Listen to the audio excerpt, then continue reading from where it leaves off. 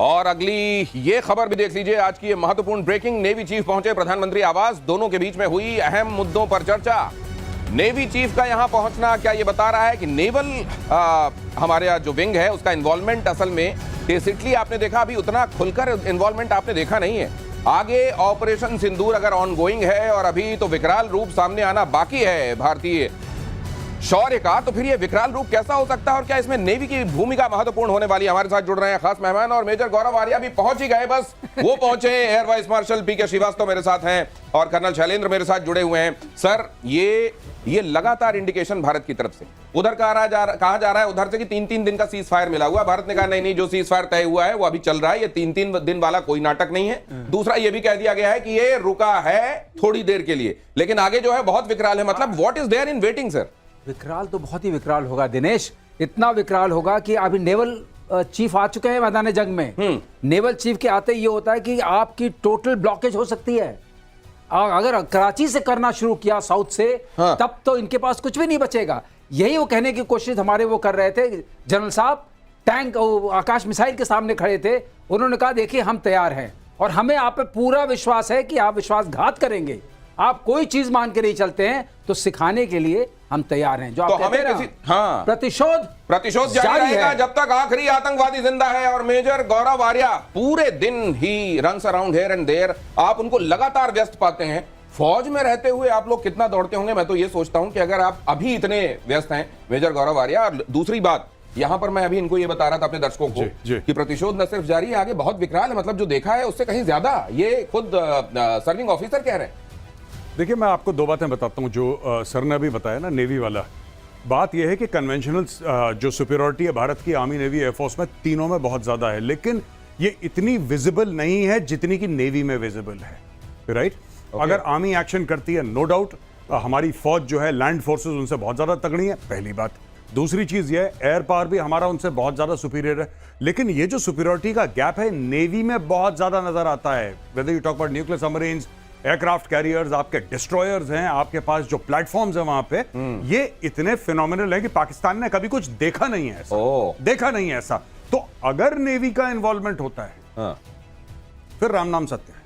अगर navy involve हो गई तो इस बार हर हर महादेव जो हमेशा कहते हैं वो नहीं, बल्कि इस बार कह रहे हैं राम नाम सत्य है। तैयारी क्या इस बात की हो रही है? नेवी की सुपीरियरिटी बाकी दोनों विंग्स के मुकाबले और ज्यादा है। वो तो है ही सुपीरियर। ये खास खबर देखिए, पाकिस्तान के टारगेट पर था गोल्डन टेंपल। पाकिस्तानी सेना ने गोल्डन टेंपल पर ये पता नहीं क्या कराना चाह रहे थे इस बार। ये वैष्णो देवी को टारगेट बनाना चाह रहे थे, ये गोल्डन टेंपल को टारगेट बनाना चाह रहे थे। ड्रोन और मिसाइलें दोनों दागी गई।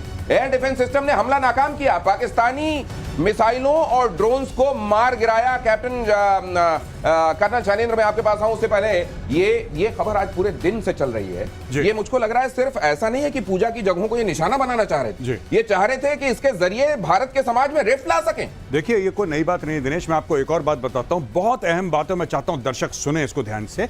जब भी आप देखते हैं कि खालिस्तानी विदेशों में ये जाके अटैक करते हैं हमारे मंदिर, आपने यूके में सुना, आपने ऑस्ट्रेलिया में सुना, आपने देखा कितनी जगह ये दुनिया भर में मंदिरों पे अटैक करते हैं। इनका क्या मकसद है मंदिरों में अटैक करने का? इनको क्या फायदा है? आज मैं आपको बताता हूं।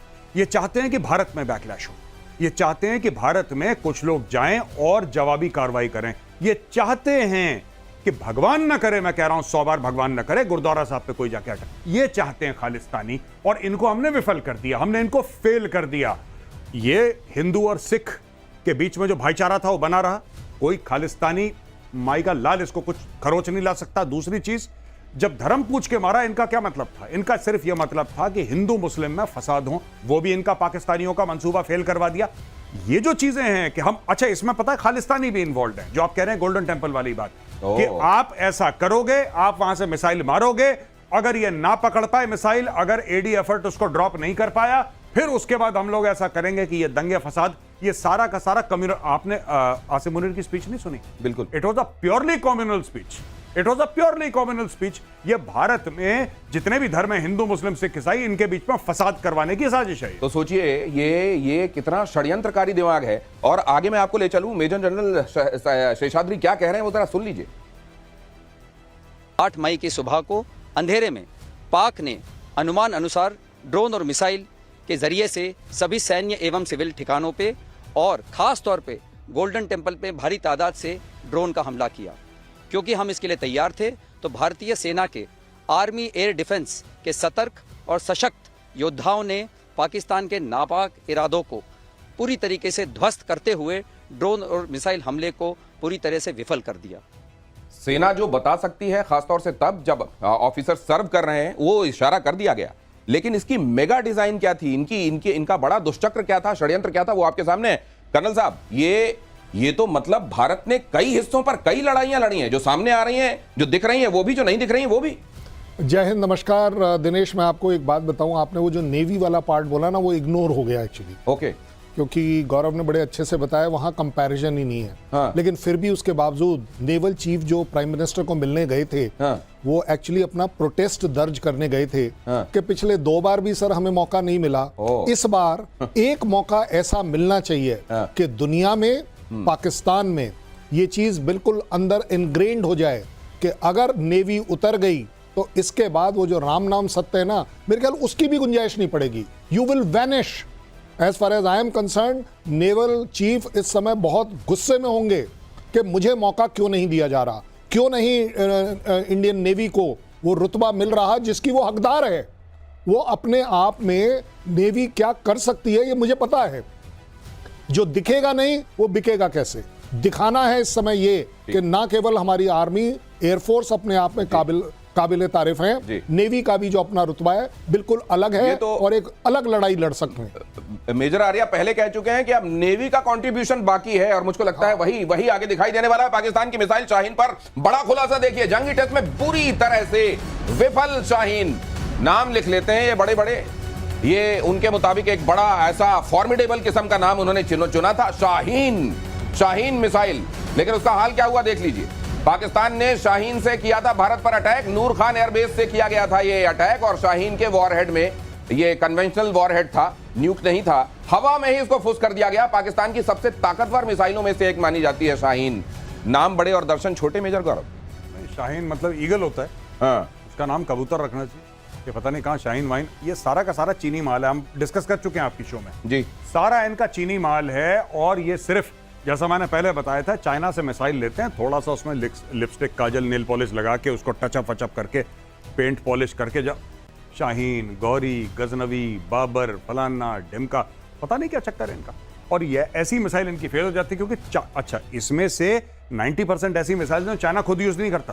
आपको एक बात पता होनी चाहिए, चाइना कहता है सड़ी गलियां हम नहीं यूज करते, पाकिस्तान को दे दो, क्योंकि पाकिस्तान मुफ्त में मांगता है, पैसे देता नहीं पाकिस्तान। तो अब मुफ्त में जो माल मिलेगा भाई साहब, वो तो वैसे ही मिलेगा। तो ये इसी तरीके के नामों के आगे अफरीदी या ऐसा कुछ जोड़ के अपना नाम भी रख लेते हैं, और इसी तरह के नामों के आगे कुछ जोड़ के ये इस तरह का मिसाइल बना लेते हैं जो चलता नहीं। दिनेश, ऐसा है ना, इनके नाम अगर जाके इनको आप विकिपीडिया में देखें और इनका डिस्क्रिप्शन देखें तो आपको ऐसा लगेगा पत्नी कितनी खतरनाक मिसाइल है। शाहीन का एक वर्जन थोड़ी ना है, शाहीन 1, शाहीन 2, शाहीन 2A, शाहीन 3। ओ मार कर देंगे हम अंडमान निकोबार तक, वहां तक की बातें करते हैं।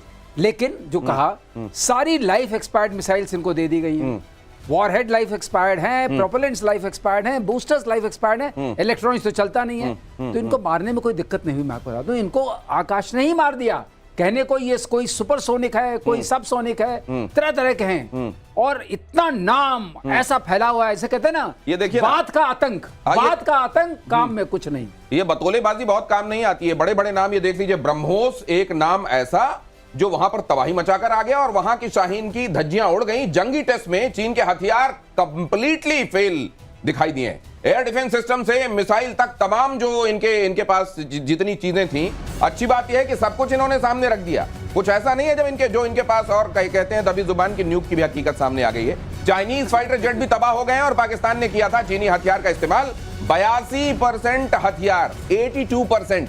देखिए इनका ये कितने आत्मनिर्भर हैं, कितने सेल्फ रिलायंट हैं, ये भी देख लीजिए। 82% हथियार चीन से मंगाए जाते हैं पाकिस्तान में, और जब वो मंगाए जाते हैं और टाइम आता है तो वो कैसे साबित होते हैं ये भी आप देख लीजिए। ये कर्नल साहब, ये इनको भी पता होगा कि हमारी जो बंद मुट्ठी है जिस दिन खुलेगी 2 कौड़ी की हो जाएगी, लेकिन उसके बावजूद ये मुट्ठियां खोलते क्यों हैं? देखिए, चाइनीज इक्विपमेंट को कभी भी अंडर एस्टिमेट मत करिएगा। ऑन अ सीरियस नोट, ज़्यादा बड़ी बात यह है कि वो बड़े रिलायबली, इसीलिए बोला जाता है कि चाइनीज मटेरियल मत खरीदो। ये पूरी दुनिया बोलती है, क्योंकि they are so reliable in their quality कि वो सब स्टैंडर्ड क्वालिटी के ही तो ये आप ये कह रहे हैं कि जैसे वो जो दीपावली के समय कई बार पटाखे हम लाते हैं, कुछ ऐसे होते हैं कि उसको अंडरस्टेटमेंट मत कीजिए, मत करिए, वो वो हाथ में निकलेगा। फट जाएगा कई बार। नहीं, वो खराब ही निकलेगा। अच्छा, कोई धारणा मत बनाइए कि वो कारगर होगा। ये जरा ये जो हम ये बड़े बड़े नाम दिखा रहे हैं, guided missile, via drone, air to air missile, radar system, ये चाइनीज ड्रोन, मतलब इनवेरिएबली नाम कुछ भी हो, उसका टाइप कुछ भी हो, उनको बोलिए मुर्गा छाप वाले जो हमारे पटाखे हैं ना, वो मुर्गा कंपनी के साथ कोलैबोरेशन करें, शायद कुछ ठीक हो जाएगा। मुर्गा में मजा तो आता है। हाँ उसमें तो मजा आता है, मजा तो आता है, इसमें मजा भी नहीं आता। हम लोग जमाने में मुर्गा छाप पटाखा चलता था Yes, और बाकी अभी भी। चलता नहीं था। अभी भी चलता है। अब ये अभी कहते भी। हैं अब ये पक्का है, मुर्गा छाप से कह रहे हैं आप थोड़ी सी दोस्ती कर लीजिए, कुछ तो चलेगा। कुछ तो चलेगा। कम से कम हमारे पटाखे बनाने वालों से कुछ आप संपर्क कर लीजिए, कुछ ऐसा लीजिए, कम से कम आवाज तो आए उसमें। चीन के सारे एयर डिफेंस सिस्टम फेल हो गए हैं। नाम इनके भी देखिए, HQ-9, पता नहीं कौन सा हेडक्वार्टर 9 टाइप का, HQ-9, HQ-16, LY-80, ये नाम देखिए जरा। उसी तरह से शाहीन जैसे आप सुन रहे हैं, सबके सब विफल।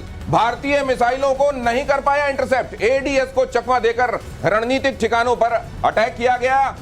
चीनी नागरिकों ने सोशल मीडिया पर आलोचना की और पाकिस्तान की संचालन क्षमता पर सवाल उठा दिए। कह दिया कि भाई साहब ये सही से माचिस जला के वहां बत्ती पे, जहां बत्ती निकली रहती है पटाखे, वहां लगा नहीं रहे, इसलिए फूट नहीं रहा है। सील गए होंगे, हो सकता है इन्होंने कहीं ऐसी जगह रख दिया जहां डैम हो। भाई साहब ये बहाने क्यों बना रहे हो? हालांकि ये कहा जाता है मेजर गौरव कि अब ग्रेजुअली चाइना, जिसको ये कहा जाता था कि रिवर्स इंजीनियरिंग का मास्टर है, अब उसने अपनी इंजीनियरिंग को बहुत आगे बढ़ा लिया और इसीलिए दुनिया भर में जो आईपीज हैं, वो आईपी अब चाइना के भी बहुत काउंट होने लगे हैं। लेकिन क्या ये इनकी पोल नहीं खोल रहा है कि इनकी आईपी भी बड़ा सवालों के घेरे में होगी? दो चीजें मैं आपको बताता हूं। जो माल मिलता है ना चाइना में, बहुत अच्छी क्वालिटी का भी माल मिलता है। जैसे कि एप्पल आईफोन है, वो चाइना में पहले, अब इंडिया में भी बनना शुरू हो गया। लेकिन चाइना, देखिए चाइना जो एक्सपायरी डेट की चीजें सर बता रहे थे अभी, दैट इज एक्चुअली, अब पाकिस्तान मोटे पैसे तो दे नहीं सकता चाइना को।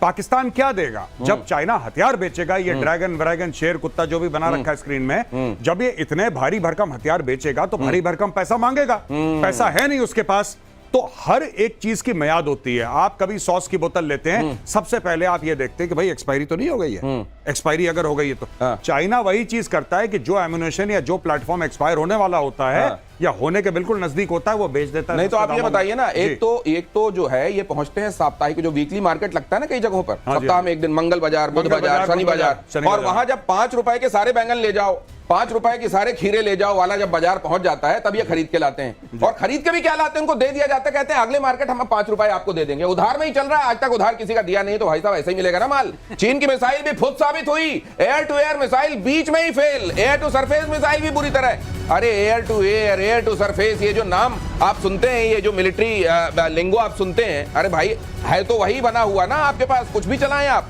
लक्ष्य को भेदे बगैर ध्वस्त हो गई इनकी मिसाइलें। अब